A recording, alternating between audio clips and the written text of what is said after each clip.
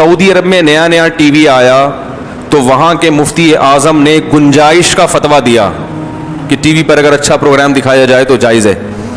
اس کا نقصان یہ ہوا کہ عرب کلچر تباہ ہو گیا. یہ ایک دلیل دی جاتی ہے کہ اگر وہ اس وقت فتویٰ دیتے تھے بالکل حرام ہے تو عرب میں آج جو بے حیائی پھیلی ہوئی ہے وہ بے حیائی بولو بھائی نہ ہوتی. یہ بہت مضبوط دلیل دی جاتی ہے. اس کا جواب سنیں. سعودی عرب کے وہ مفتی اعظم اگر اس وقت ٹی وی کے حرام ہونے کا فتویٰ دیتے تھے نا تو ٹی وی سے جو تھوڑی بہت خیر پھیلی ہے وہ بھی نہ ٹی وی نے تو آنا ہی آنا تھا. ٹی وی تو بیوی کی طرح ہوتا ہے, شادی تو ہونی ہے نا.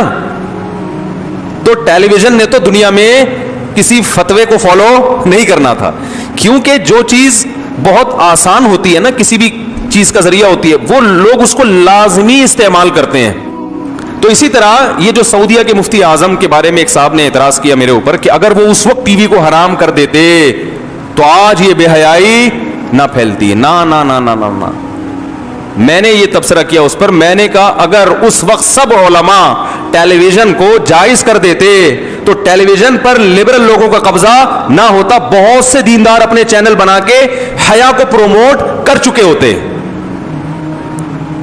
اس بائیکاٹ کا نقصان یہ ہوا ہے کہ بے دین لوگ پیچھے ہٹ گئے, لیکن چونکہ اپنی بات پہنچانے کا یہ بہت آسان اٹریکٹیو ذریعہ ہے تو اس آسان ترین اور اٹریکٹیو ذریعے کا فائدہ کس نے اٹھایا؟ بے دین لوگوں نے اٹھایا, اور پوری دنیا میں بے حیائی کو پروموٹ کیا انہوں نے. یہ ارطغرل ڈرامہ پہلے بن جاتا تو اچھا نہیں تھا. پہلے تو لوگوں کو کیا بنا, وہ ننگے ناچ دکھا دیے. اچھا نہیں ہے ایسے الفاظ مسجد کے ممبر پہ بیٹھ کے کہنا, لیکن ہو تو یہی رہا ہے نا, پوری قوم کو حرام کاریوں پہ لگا دیا. تو چلو دیر آئے درست آئے, لیکن اب بھی نہیں آنے دے رہے. تو یہ جو جدید ذرائع ہوتے ہیں نا, اس کی مثال سمجھیں.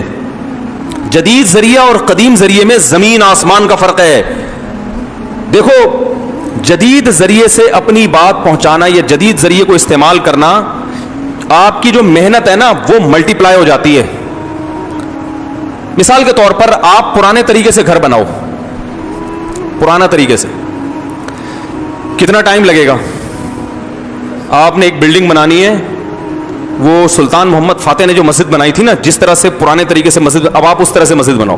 سب سے پہلے وہ لال اینٹیں کی اینٹیں لے کر آؤ, پھر 48,000 مزدوروں کو لے کر آؤ آپ, ٹھیک ہے نا. پھر سیڑھیاں لگاؤ, پھر وہ تغاری سے اٹھا کے وہ, پھر سیمنٹ بھی کہاں سے پتہ نہیں لے کر آئے تھے وہ لوگ. تو میرا خیال ہے 8-10 سال تو لگیں گے. اور ایک طریقہ ہے کہ بھائی کرینوں کو استعمال کرو, جدید طریقہ استعمال کرو. کیسے ہفتوں میں بڑی بڑی بلڈنگیں تیار ہو جاتی ہیں کہ نہیں ہو جاتی. تو اب مجھے بتاؤ, جو آدمی کنسٹرکشن کا کام کرنا چاہے گا, مشینوں کو استعمال کرنے والا اور ہاتھ سے تعمیراتی کام کرنے والا, دونوں میں آگے کون نکلے گا؟ کون زیادہ پیسہ کمائے گا؟ مشینیں استعمال کر. پرنٹنگ مشین کو دیکھ لو. پہلے کتابیں جنگ اخبار میں جب یہ کمپیوٹر سے کمپوزنگ شروع ہوئی ہے نا, تو پرانے جتنے کاتب تھے نا, جو بیچارے خوبصورت رائٹنگ میں خبر لکھا کرتے تھے کہ کل زرداری کا تختہ الٹ دیا جائے گا, تو تختہ لکھنے میں جتنا ٹائم لگتا تھا نا, اتنی دیر میں وہ پوری سچویشن ہی چینج ہو چکی ہوتی تھی.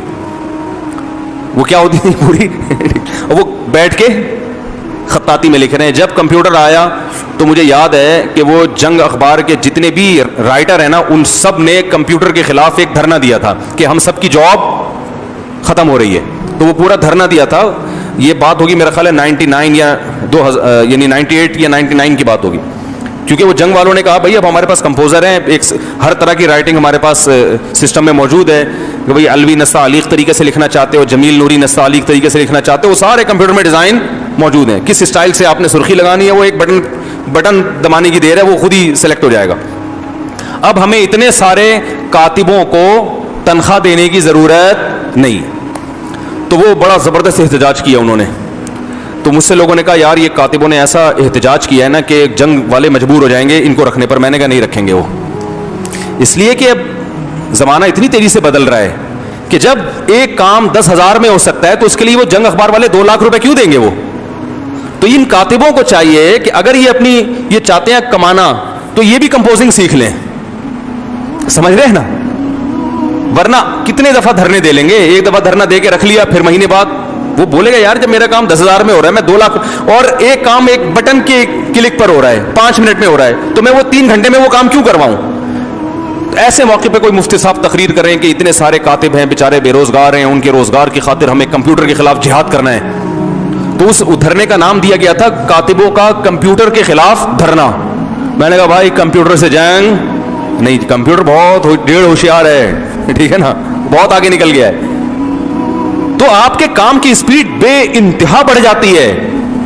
تو ایسے موقع پہ جو یہ فتویٰ دے گا کہ نہیں جی نبی صلی اللہ علیہ وسلم نے تو کاتبوں سے باقاعدہ قلم سے چیزیں لکھوائی ہیں, لہذا کتاب لکھنے کا سنت طریقہ یہ ہے کہ کبوتر کا پر کسی کاتب کے ہاتھ میں رکھوایا جائے اور وہ کبوتر کے قلم کو سیاہی میں ڈبوئے اور ڈبو کے نکالے. تو جیسے حافظ ابن حجر رحمۃ اللہ علیہ نے صحیح بخاری کی اتنی ساری جلدیں کبوتر کے قلم کو سیاہی میں ڈبو کے لکھ دی ہیں, تو ہم بھی دنیا میں کبوتر کے قلم سے انقلاب لا سکتے ہیں.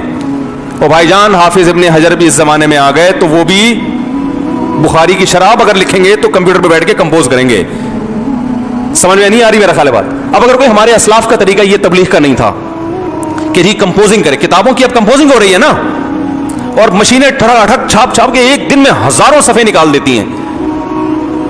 ایک دن میں کیا ہو جاتا ہے؟ ہزاروں صفحے. میں فتوے کا کام کمپوز کرتا ہوں, پہلے میں بھی لکھتا تھا فتوے, ہمیں جامع الرشید نے کمپوزنگ دی.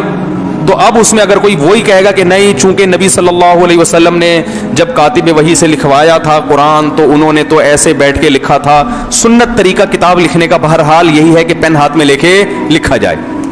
تو بھائی سنت طریقہ تو یہ ڈالر پین اور یہ بال پین نہیں ہے, سنت پھر کبوتر کا پر ہے, اور کاغذ نہیں ہے بلکہ چمڑے ہیں, چمڑے پہ لکھا جاتا تھا قرآن.